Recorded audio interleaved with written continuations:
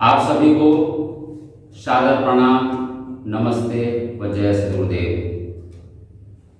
आसन प्राणायाम के आज इस विशेष सत्र में आप सभी का हार्दिक अभिनंदन है, स्वागत है। मेरे बंधु, संसार में बहुत तरह के सुख हैं। एक संत की वाणी मुझे याद आ रही है जो मैं आपको सुनाने की मैं कोशिश कर रहा हूं। आइए उस संत की वाणी को आप सभी एकाग्रचित होकर श्रवण करेंगे।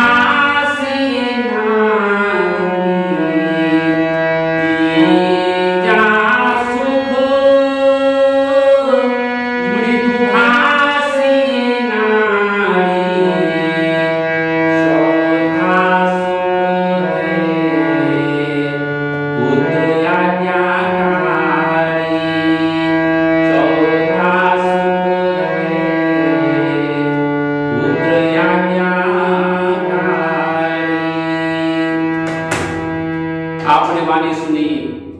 इस वाणी में क्या कहा गया?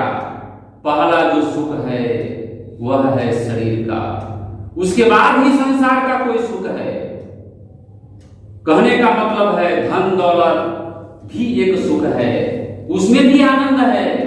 लेकिन मेरे बंधु, आपके पास आपका स्वास्थ्य भी ठीक नहीं रहता है, आप शरीर से अस्वस्थ हैं, आप बीमार हैं, तो संसार के सारे सुख जो है फीके पड़ जाते हैं। वो गहना, वो जेवर, वो धन, वो दौलत, वो परिवार के बाल बच्चे, ये सारे संसार के सुख जो हैं वो फीके पड़ जाते हैं। मेरे बंधु, तो संसार की जो सबसे पहली आवश्यकता है वह है स्वास्थ्य। इसीलिए कहा गया है हेल्थ इज वेल्थ, स्वास्थ्य ही धन है। तो हम सबों को स्वास्थ्य पर विशेष ध्यान देने की आवश्यकता है। वह स्वास्थ्य कैसे ठीक रहेगा, इसी संदर्भ में आज आपके बीच मैं आसन प्राणायाम के रूप में एक सत्र लेकर आया हूं, जिसका नाम है, आप सभी जानते भी हैं, जो सबसे मुख्य प्राणायाम है। आज मैं प्राणायाम आपको बता रहा हूं। बहुत सारे प्राणायाम होते हैं, कई प्रकार के प्राणायाम हैं। उन सारे प्राणायामों में सबसे जो मुख्य प्राणायाम है आप सभी जानते भी हैं, उसका नाम है अनुलोम विलोम प्राणायाम। जी हाँ, आप समझते होंगे। उस अनुलोम विलोम प्राणायाम को हम सभी दूसरे नाम से भी जानते हैं, अनुलोम विलोम प्राणायाम भी कहा जाता है। उसको इंग्लिश में अल्टरनेट नॉस्ट्रिल ब्रीथिंग कहते हैं। नाड़ी शोधन प्राणायाम भी उसे कहा जाता है। उस अनुलोम विलोम प्राणायाम से शरीर की समस्त नाड़ियां की शुद्धिकरण की प्रक्रिया प्रारंभ हो जाती है, उस अनुलोम विलोम प्राणायाम करने मात्र से। तो मेरे बंधु, तो आप सभी वीडियो को फॉरवर्ड नहीं करेंगे मेरे कार्यक्रम को, आप सभी फॉरवर्ड न करते हुए और मेरी सेवा को एकाग्रचित होकर सभी श्रवण करेंगे।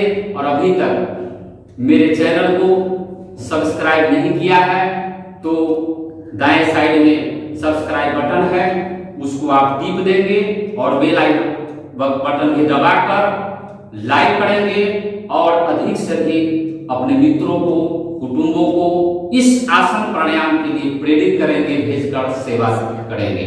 तो आप सभी निश्चित रूप से सब्सक्राइब कर देंगे, लाइक भी करेंगे और शेयर भी करेंगे। चलिए, इसी आशा के साथ आप, मुझे विश्वास है कि आप सभी एकाग्रचित होकर इस कार्यक्रम से लाभान्वित होंगे मेरी सेवा से। तो अब हम अनुलोम विलोम प्राणायाम शुरुआत करने जा रहे हैं। मेरे बंधु, कोई भी कार्य करने से पहले उसकी तैयारी की जाती है, उसकी तैयारी कुछ होनी चाहिए। कैसे करना है, बहुत सारी बातें हैं। आसन प्राणायाम करने से पहले कहाँ पर प्राणायाम करना चाहिए, कब करना चाहिए, कब नहीं करना चाहिए, किस समय करना चाहिए, किस समय नहीं करना चाहिए, हमारी शारीरिक स्थिति क्या होनी चाहिए, हमें कहाँ पर प्राणायाम करना चाहिए, हमें किस आसन पर प्राणायाम करना चाहिए, बहुत सारी बातें हैं। उसकी जानकारी अति आवश्यक है। और यदि यह सारी जानकारी आपको मिल जाती है तो प्राणायाम से ज्यादा लाभ की प्राप्ति होगी। तो उन सारे बिंदुओं पर तो मैं चर्चा आज तो मैं नहीं करूंगा, लेकिन एक दो विषय पर मैं चर्चा करना चाहता हूं कि और जो अन्य विषय हैं, अन्य जो जिज्ञासाएं हैं, कहां पर किस समय, ये सारी बातें की चर्चा और भस्त्रिका प्राणायाम जब मैं वीडियो आप लोग की सेवा में दूंगा तो भस्त्रिका प्राणायाम, कपालभाति प्राणायाम, सूर्यभेदी प्राणायाम, ये सब जो प्राणायाम है उसके साथ मैं हर एक जो लाइफ स्टाइल है आसन प्राणायाम से संबंधित मैं उसकी चर्चा अवश्य करूंगा। तो उसमें से कुछ एक दो स्टाइल जो लाइफ स्टाइल है, जो जरूरी चीज है प्राणायाम करने से पहले, आसन करने से पहले, वो मैं आपको बताना चाह रहा हूं। तो सबसे पहले जरूरी है कि आपको किस आसन पर आपको यह प्राणायाम आसन करना चाहिए, ये बहुत जरूरी है जानने की। तो सबसे उत्तम आसन है मां धरती, जिस धरती पर आपका जन्म हुआ है, इस मानव चोला का धरती पर आप चौकी पर, बिछावन पर भी लोग करते हैं, कुछ लोग पलंग पर भी अभ्यास करते हैं, लेकिन वह उत्तम आसन नहीं है। अब इसका यह मतलब नहीं है कि आपके पास यदि बिछावन, धरती की व्यवस्था वहां पर नहीं हो तो नहीं करेंगे, नहीं, मैं ये नहीं कह रहा हूं। सबसे उत्तम बात मैं कर रहा हूं, आप अपने घर में जहां सफाई हो या मैदान में आप टहलने जाते हैं वहां भी आसन कर सकते हैं, लेकिन वहां कंबल होना चाहिए। प्रायः मैं फील्ड में देखता हूं लोग टहलते हैं और प्राणायाम करते रहते हैं, नहीं, टहलने के वक्त प्राणायाम नहीं किया जाता है, दौड़ते हुए प्राणायाम नहीं किया जाता है, टहलने के वक्त टहलने का काम होना चाहिए। और टहलकर कंबल, मैं देखता हूं फील्ड में लोग पक्का पर बैठकर और घास पर बैठकर प्राणायाम करते रहते हैं, नहीं, ये आसन नहीं है, इससे लाभ की प्राप्ति उतनी नहीं होगी। कंबल ले जाए, कंबल पर बिछाकर ही आसन करना चाहिए। तो सबसे उत्तम आसन है धरती मां, जहां पर आपका जन्म हुआ है वहां पर एक कंबल बिछा दे और ऊपर से बेडशीट बिछा दे, ये सबसे उत्तम आसन है। अगर यह उपलब्ध नहीं हो तो योगा मैट, एक रबड़ का योगा मैट भी नेट पर आज उपलब्ध है, तो वो भी आप परचेज कर सकते हैं, लेकिन उसमें स्मेल नहीं आना चाहिए और वो अच्छी क्वालिटी की होनी चाहिए। दूसरा, हमारे किसान भाई हैं जो हमारे खेती गृहस्थी करते हैं, वो चटाई की व्यवस्था है जो पुआल से निर्मित है, उस चटाई पर बैठकर बेडशीट बिछाकर सबसे अच्छा आसन वो भी आसनी आपकी हो सकती है। तो चटाई पर बेडशीट बिछा दें, एक छोटा सा उस पर से दरी या बेडशीट बिछा दें और उस पर बैठकर भी आसन आप कर सकते हैं। आसन अब तो हो गई ये बात की आसन की व्यवस्था। अब किस आसन पर आसन नहीं करना चाहिए प्राणायाम, तो कुछ लोग ऐसे हैं जो मोटा टनलक, बहुत मोटा तोशक पर बैठकर आसन करते हैं, मैंने देखा है। घर में कुछ लोग की बिछावन है, मैं उस पर आपत्ति में नहीं कर रहा हूं, लेकिन आपकी बिस्तर की मोटाई भी उतनी नहीं होनी चाहिए। कमर दर्द, बहुत सारे समस्याएं आज उत्पन्न हो रही है बिछावन की वजह से, मोटा आसन की वजह से। तो पतला आसन होना चाहिए। आपका जो आसन प्राणायाम का जो आसन है, चाहे सोने का जो आसन है, वो पतला होना चाहिए, कंबल हो पतला या पतला हो। डंबल पर बैठकर आसन करने की जरूरत नहीं है। इतने मोटे 1 फीट 1.5 फीट पर आसन आप करेंगे तो आपको रिलैक्सेशन, वो आनंद की प्राप्ति आसन प्राणायाम के दौरान नहीं होगी। तो इन आसनों पर आसन नहीं करना है। कहां पर करना है, आपकी आसनी कैसी होनी चाहिए, मैंने चर्चा कर दी। मुझे लगता है कि आप अच्छी तरह से समझ गए होंगे। अब जो है ये हो गई आसन की पहले की कुछ तैयारी। बहुत सारी बातें हैं, खाली पेट होना चाहिए। अब ऐसा नहीं कि चाय पीकर बैठ जाना है। आसन कर लेने के बाद आधे घंटे के बाद चाय पीनी है, चाहे स्नान करना है। यदि आप स्नान पहले कर लेते हैं तो अच्छी बात है। ये सब बहुत सारी बातें हैं। मैं फिर भस्त्रिका प्राणायाम, कपालभाति, ये मेरे दूसरे वीडियो आपके मैं लिंक में डाल दूंगा, वहां आप ये सब देखेंगे, समझेंगे तो और बहुत सारी बातों की जानकारी मिल जाएगी। अब मैं सीधे चलता हूं प्राणायाम की तरफ, जिसका नाम है अनुलोम विलोम प्राणायाम, जिसे नाड़ी शोधन प्राणायाम कहते हैं। इस आसन को करने से बहुत सारे रोगों की निदान इस प्राणायाम के करने मात्र से आपकी समस्या दूर हो जाती है। बहुत ढेर सारे रोग, मुझे तो लगता है ऐसा कौन सा रोग है जिसमें यह प्राणायाम नहीं करना चाहिए। सारे रोगों की यह दवा है। कपालभाति, अनुलोम विलोम, भस्त्रिका, ये सारे प्राणायाम आते हैं, लेकिन अनुलोम विलोम प्राणायाम उसका सबसे मुख्य प्राणायाम है। मैं संक्षिप्त रूप से आपका ध्यान आकृष्ट करना चाह रहा हूं। जिनको साइनस की बीमारी है, जिनको सर्दी खांसी की बीमारी है, जिनको हाई ब्लड प्रेशर है, जिनको हृदय रोग है, जिनको स्टंट लगा हुआ है, जिनको पेसमेकर लगा हुआ है, 6 महीना के बाद पेसमेकर जिनको लगा हुआ है, स्टंट लगा हुआ है, 6 महीने के बाद अनुलोम विलोम प्राणायाम कर सकते हैं, कोई दिक्कत नहीं है। कुछ ऐसे लोग हैं जिनकी मानसिकता यह बनी हुई है कि नहीं, मुझे हाई ब्लड प्रेशर है, मुझे प्राणायाम नहीं करना है। नहीं, प्राणायाम करने से, अनुलोम विलोम प्राणायाम करने से, कपालभाति करने से आपके हाई ब्लड प्रेशर ठीक होंगे, साइनस की बीमारी ठीक होगी। तो अनुलोम विलोम प्राणायाम जो है करने से साइनस की बीमारी ठीक होती है, हृदय रोग ठीक होते हैं, हाई ब्लड प्रेशर ठीक होता है, और क्या ठीक होता है, त्वचा संबंधी रोग ठीक हो जाते हैं। बहुत सारी बीमारी, हमें कितनी बीमारी की चर्चा करूं, स्किन डिजीज है, हृदय रोग है, श्वास संबंधी रोग है, एलर्जी रोग है, स्किन डिजीज रोग है, ऑक्सीजन की मात्रा हमारे शरीर में बढ़ जाती है, पूरे शरीर को बैलेंस कर देता है। नाड़ी शोधन, इसका नाम ही दूसरा नाम है नाड़ी शोधन। हमारे शरीर की समस्त नाड़ियों की शुद्धिकरण की प्रक्रिया प्रारंभ हो जाती है इस अनुलोम विलोम प्राणायाम करने से। तो मेरे बंधु, अब आइए, आप समझ गए होंगे मेरे संकेत को। अनुलोम विलोम प्राणायाम शुरुआत करते हैं। शुरुआत करने से पहले प्राय मैं देखता हूं कि प्राय लोग क्या करते हैं, आए और बैठे और प्राणायाम का अभ्यास शुरू कर दिए, आसन की शुरुआत कर दी। नहीं, सबसे पहले शवासन करना चाहिए। शवासन, कोई भी आसन करते हैं, पहले आसन करना है, उसके बाद प्राणायाम करना है, ये नियम भी है। कुछ लोग क्या करते हैं, पहले प्राणायाम कर लेते हैं, उसके बाद आसन करते हैं। नहीं, सबसे पहले आसन कर लीजिए। यदि आसन आप नहीं कर रहे हैं तो सीधे आप प्राणायाम का अभ्यास कर सकते हैं, लेकिन प्राणायाम करने से पहले या आसन करने से पहले शवासन जरूरी है। शरीर को रिलैक्स करने की जरूरत है। प्राय मैं देखता हूं सीधे लोग आसन शुरू कर देते हैं, सीधे कपालभाति शुरू कर देते हैं, भस्त्रिका प्राणायाम शुरू कर देते हैं। इससे क्या होता है, लाभ की प्राप्ति कम होती है। तो आप सभी से निवेदन है मेरे बंधु, सबसे पहले आप शवासन कर लेंगे। शवासन में 2 से 3 मिनट लगता है। तो आप कहेंगे घड़ी देखने की आवश्यकता है? नहीं, शवासन में घड़ी देखने की आवश्यकता नहीं है। शवासन कैसे करना है सो मैं आपको थोड़ा संकेत करके बता दे रहा हूं। शवासन देखिए, शवासन जो है, शवासन में आराम से बाईं करवट लेटते हुए अपने बिछावन पर, अब उत्तर दिशा में सिर की ओर को नहीं लेटना है, ये ध्यान रखिए। दोनों पैरों को सामने की ओर फैला दीजिए, दोनों पैरों के बीच थोड़ी सी दूरी, 1 से 1.5 फीट की दूरी, दोनों हाथ कमर के बगल में, हथेलियां ऊपर की ओर खुली हुई। देख लीजिए, आपको दिखाई पड़ रही होगी अच्छी तरह से। सिर सीधा, सिर ऐसे नहीं रहना चाहिए, सिर बिल्कुल सीधा, आंखें सहजता से बंद, पूरे शरीर को ढीला छोड़ दीजिए। रिलैक्स द होल बॉडी, पूरे शरीर को ढीला छोड़ दीजिए। Relax the whole body. अब आपका शरीर शिथिल होते जा रहा है। Your body is getting relaxed. अब आपका शरीर शिथिल होते जा रहा है। Your body is getting relaxed.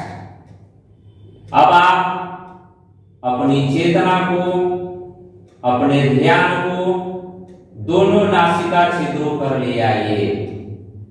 दोनों नासिका छिद्र आप समझ रहे होंगे, वहां पर अपने ध्यान को ले जाइए। Bring your awareness on your both nostrils. Bring your consciousness on your both nostrils, और उसके प्रति सजग बन जाइए। Feel the breathing process, श्वास भीतर जा रही है और बाहर निकल रही है, उसे बंद आंखों से अनुभव कीजिए। With the closed eyes, you are breathing in and out. श्वास भीतर जा रही है, उसे भी बंद आंखों से अनुभव करना है, और श्वास बाहर भी जा रही है। उसकी गति में अपनी तरफ से कोई हेर फेर मत कीजिए। There is no need to change it. You don't have to change the breathing process. This is very important instruction of yoga practice and pranayam. श्वास भीतर जा रही है, बाहर निकल रही है, इसे दृढ़ता भाव से अनुभव कीजिए। With the attitude of detached witness, इसे दृष्टा भाव से देखना है। तदा दृष्टु स्वरूप अवस्था नाम योग शास्त्र में इसकी चर्चा की गई है। दृष्टा भाव से देखिए, आप आत्मा हैं, आप श्वासा नहीं है, आप शरीर भी नहीं है। आप क्या है? आप आत्मा है। देखिए आपके शरीर में श्वास भीतर जा रही है और बाहर निकल रही है, इसे बंद आंखों से अनुभव कीजिए। उसकी गति में अपनी तरफ से कोई बदलाव नहीं कीजिए, उसे हेर फेर नहीं करना है, इसका हमेशा ख्याल। अब आपका शरीर शिथिल हो गया है, अब आपका शरीर शिथिल हो गया है। Your body is relaxed.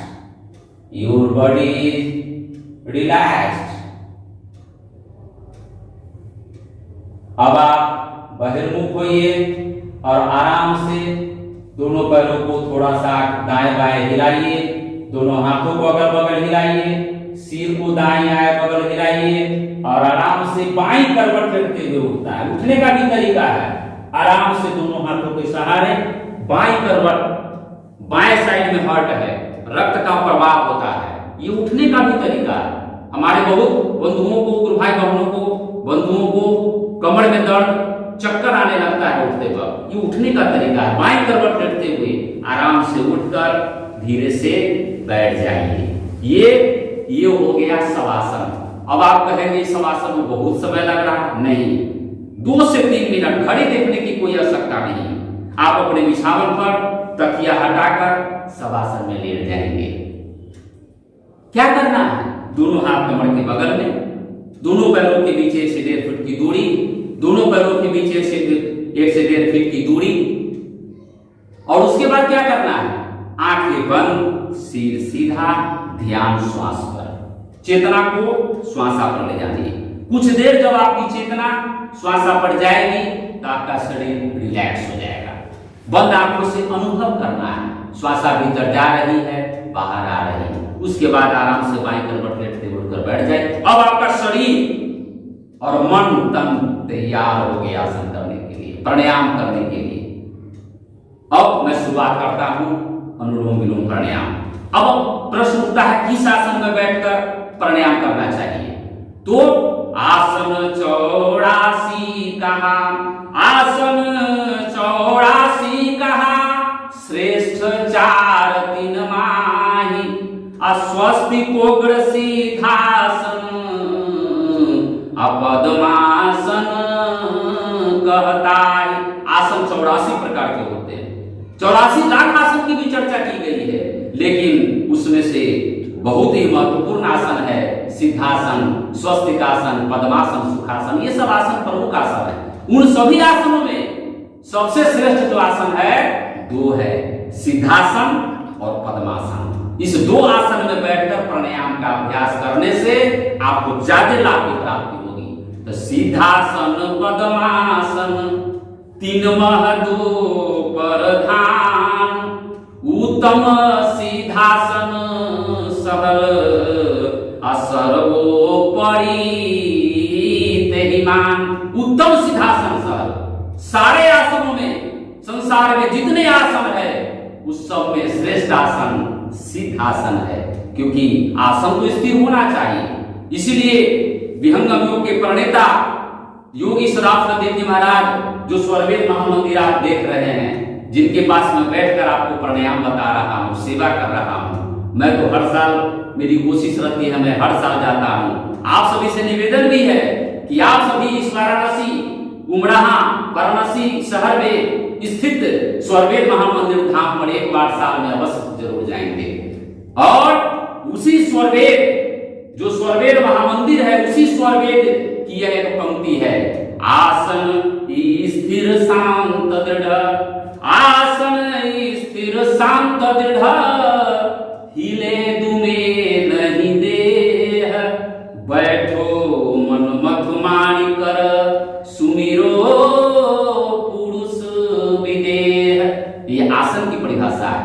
योग शास्त्र में पतंजलि ऋषि ने कहा है, स्थिरम सुखम आसनम, आसन स्थिर होना चाहिए। ऐसा नहीं प्राणायाम कर रहे हैं शरीर हिल रहा है, नहीं, आसन प्राणायाम करते वक्त, साधना करते वक्त, पूजा करते वक्त आपका शरीर बिल्कुल स्थिर रहना चाहिए। तुरंत स्थाप्य समूह शरीरम, सिर, गर्दन और सिर जो है एक सीध में रहनी चाहिए। ये श्वेताश्व उपनिषद का मंत्र है।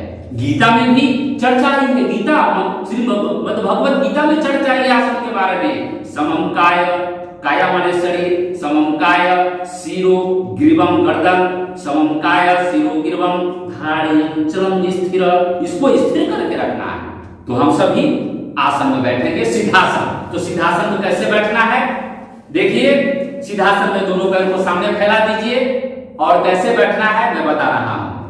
आराम से दोनों हाथों के सहारे बाएं पैर को धीरे से मोड़िए और बाएं पैर की एड़ी को कहां रखना है, गुदा द्वार, जिससे मल का त्याग होता है वहां, और मूत्र द्वार, जिससे मूत्र का त्याग होता है, लिंग द्वार, जिससे मूत्र का त्याग होता है। इस दोनों के बीच का स्थान है जिसको हम मूलाधार प्रदेश कहते हैं। क्यों? क्योंकि वहीं पर शरीर में मूलाधार चक्र अवस्थित है। इसको पेरिनियम भी कहा जाता है, उसको शिवनी भी कहते हैं। वहां पर एड़ी को स्पर्श करना, ये सिद्धासन की पहचान है।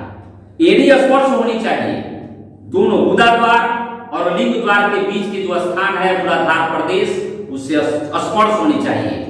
और उसके ऊपर दाएं पैर को धीरे से रख दीजिए। ये हो गया सिद्धासन। और सिद्धासन की पहचान है, जो अभ्यास नहीं करते हैं आसन प्राणायाम में, घुटने उठ जाते हैं, नहीं, घुटने सटे हुए होनी चाहिए। ये सिद्धासन की पहचान है, दोनों घुटने जमीन से सटे हुए हो। अब जिनको नहीं सट रहे हैं, घबराने की आवश्यकता नहीं है। जब नियमित आसन प्राणायाम करेंगे तो आपके घुटने सट जाएंगे। ये हो गया सिद्धासन, दोनों हाथ घुटने पर। Place the hands on the knees और केहूनियां हल्की सी मुड़ी हुई, with the elbow slightly bent and keep the head neck and spine in a straight line. मेरुदंड, गर्दन एवं सिर को एक सीधे कर लीजिए और आंखें सहजता से बंद। स्लोली क्लोज द आईज और पूरे शरीर को ढीला छोड़ दीजिए। Relax the whole body. और अब अपनी चेतना को, ध्यान को नासिका छिद्रों पर ले आइए। Bring your consciousness on your both nostrils. ये हो गई प्राणायाम की, आसन की तैयारी। अब मैं प्राणायाम शुरू करता हूं। कैसे करना है?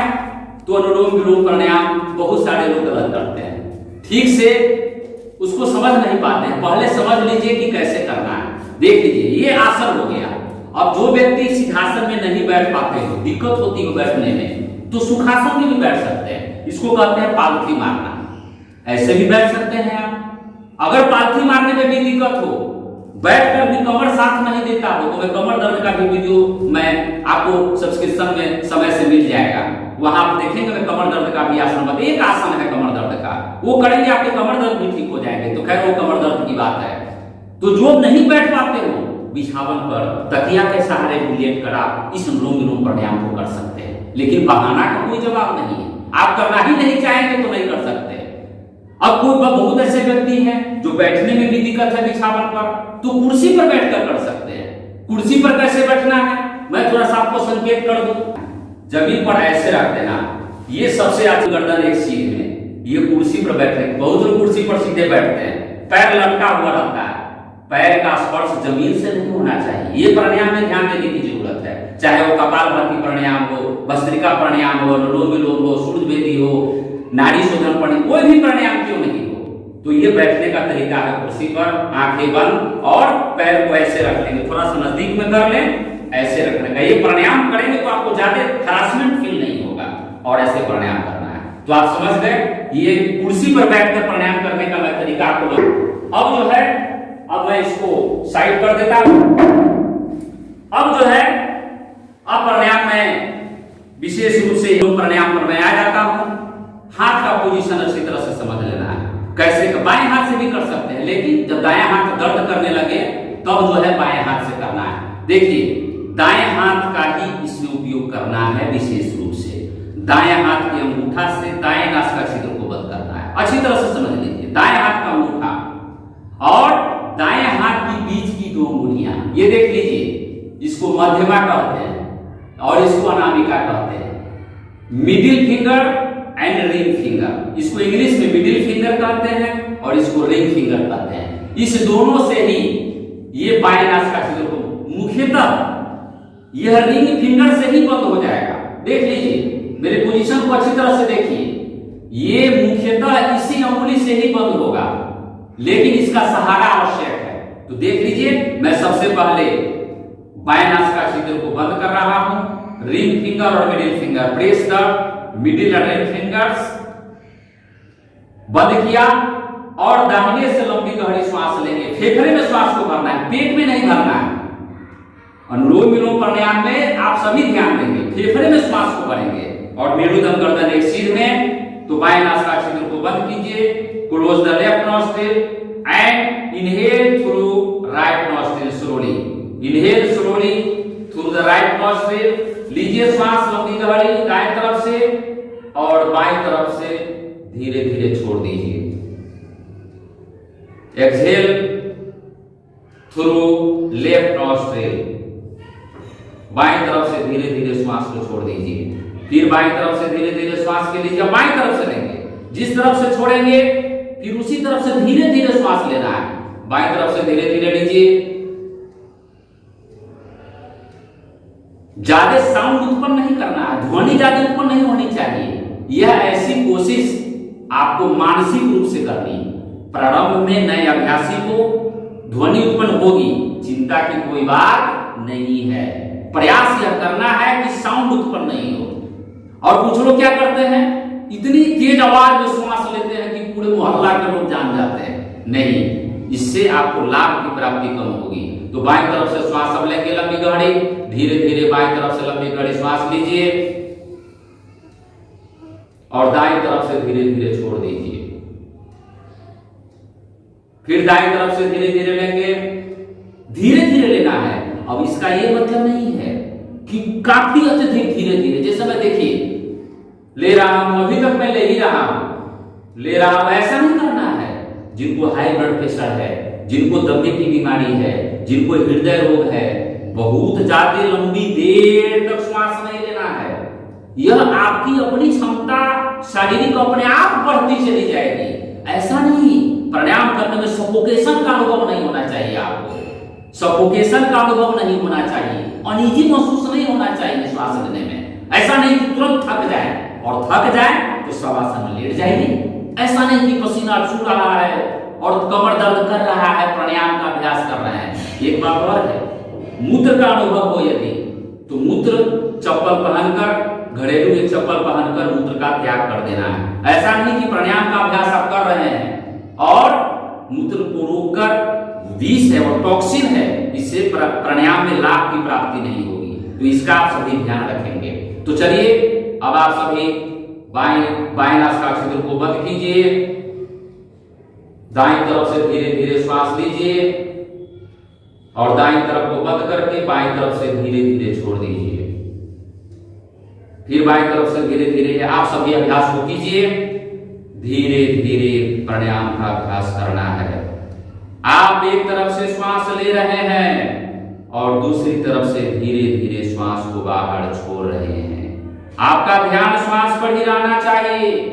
ऐसा नहीं कि प्राणायाम का अभ्यास कर रहे हैं तन और कहीं मन और कहीं नहीं। चेहरे पर खुशी का अनुभव, चेहरे पर प्रसन्नता का अनुभव होना चाहिए, क्योंकि आपको यह मानव का चोला मिला है। बड़े भाग्य मानुष तन पावा।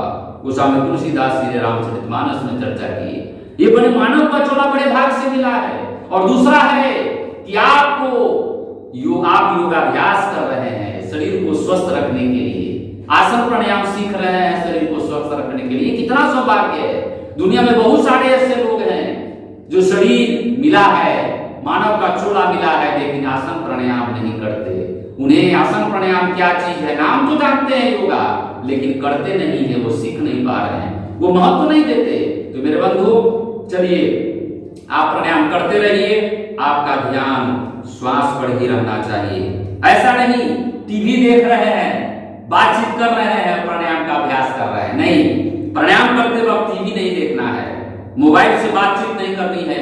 मोबाइल को साइलेंट में रख दीजिए और मोबाइल को थोड़ा दूरी पर रख देना है और कपड़ा ढीला ढाला पहनना है। बेल्ट पहनकर, चश्मा विशेष परिस्थिति में अगर संभव हो तो चश्मा उतार कर अभ्यास करें। अगर दिक्कत हो तो चश्मा पहने रहिए।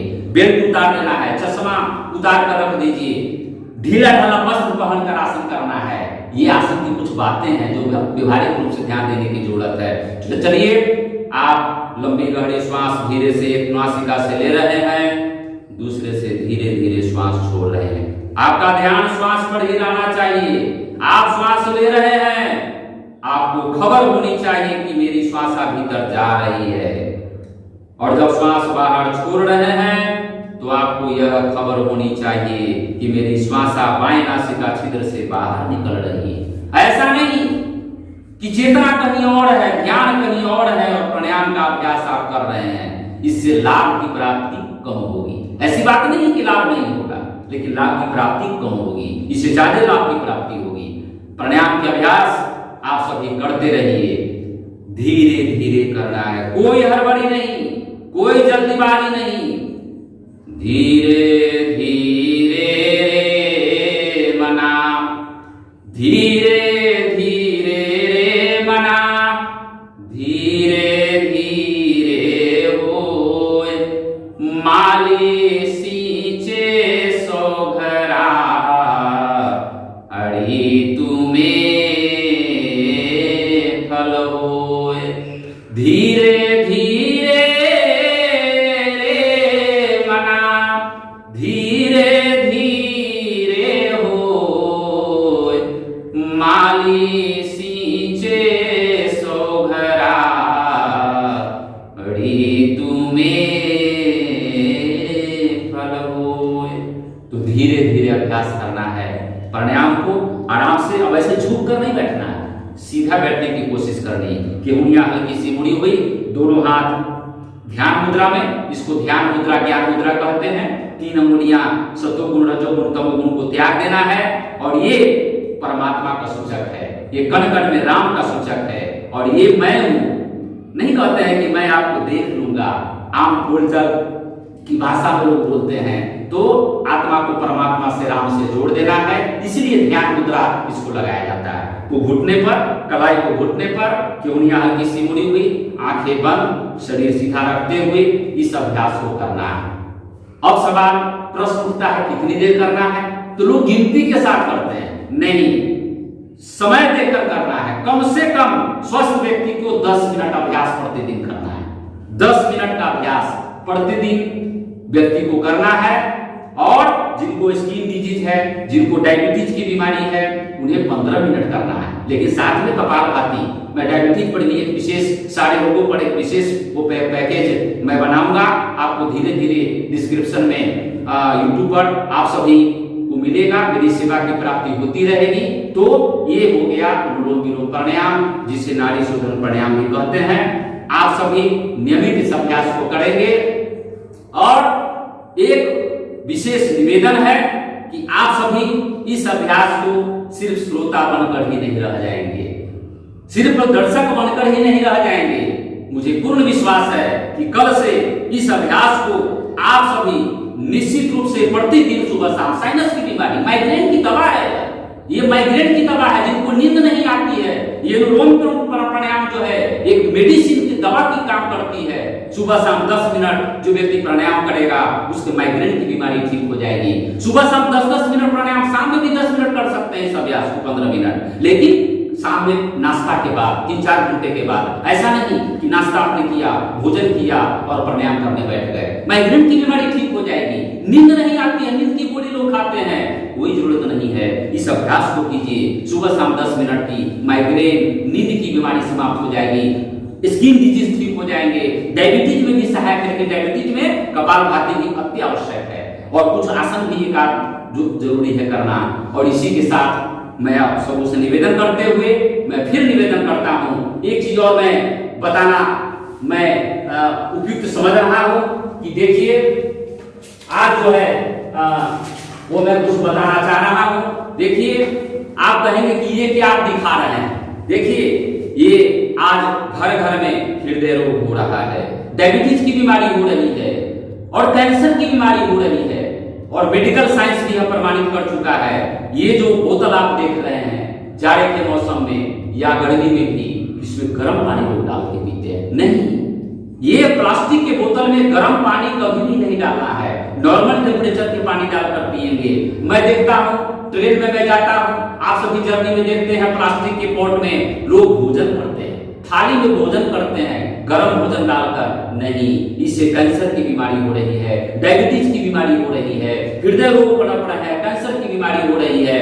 पॉलीथीन झंडा, देश की आजादी, स्वतंत्रता दिवस, गणतंत्र दिवस के अवसर पर हमारे राष्ट्रीय जो मिठाई है जलेबी, मैं देखता हूँ दुकान पर हमारे भाई बंधु किसान भाई विद्यार्थीगण खरीदने जाते हैं और इस पॉलीथीन में ही गर्म जलेबी डाल देते हैं, वो जलेबी जहर बन जाता है, वो खाना जो है पॉइजन बन जाता है। हमारे भाई बंधु चाय पीते हैं ये प्लास्टिक के पॉट में, नहीं, इसमें ठंडा जल पी सकते हैं, लेकिन ये सारे पॉट जो है, हाँ आपको जलेबी खरीदनी है, यदि कोई सामान गर्म डालना है तो आप एक पेपर उजला में रखकर इसको तब उसको पॉलीथीन में डालें। तो ये कुछ लाइफ स्टाइल है, मैं उचित समझा हूं कि आप लोगों को इस माध्यम से अधिक से अधिक लोगों को यह सेवा मिले। आप सभी से मैं निवेदन करता हूं कि प्लास्टिक के पॉट में गर्म सामान कभी भी डालकर पिएंगे नहीं, न खाना खाएंगे और न ही लंच बॉक्स के रूप में प्रयोग करेंगे। इससे बहुत सारी बीमारियों से आप बच जाएंगे, गैस की बीमारी, कब्ज की बीमारी, डायबिटीज, हृदय रोग और कैंसर की बीमारी मेडिकल साइंस यह प्रमाणित कर चुका है। तो इन्हीं निवेदन के साथ मैं पुनः आपसे निवेदन करता हूं कि अनुलोम विलोम प्राणायाम आपको अच्छा लगा होगा, अच्छी तरह से आप समझ गए होंगे कैसे यह प्राणायाम करना है, किस आसन में बैठकर करना है, कब करना है, खाली पेट करना है, और आप सभी को अच्छा लगा होगा तो आप इसको जरूर, मेरे चैनल को अभी तक सब्सक्राइब नहीं किया है तो चैनल सब्सक्राइब कर दीजिए और चैनल सब्सक्राइब करने के बाद लाइक भी जरूर करेंगे और अच्छा लगे तो अपने मित्रों के साथ इस प्राणायाम को अधिक से अधिक लोगों तक इसको शेयर करें ताकि अधिक से अधिक लोग इस प्राणायाम को सीखें और अपने शरीर को जो मानव का चूल्हा या बड़े भाग से मिला है इसको स्वस्थ रखें। इसी निवेदन के साथ मैं पुनः फिर अगले वीडियो के साथ मैं आपसे मुलाकात होगी, एक नए वीडियो के साथ, नए प्राणायाम के साथ, नए आसन के साथ, नए बीमारी के साथ। नमस्ते, सादर प्रणाम, आप सभी का हार्दिक अभिनंदन।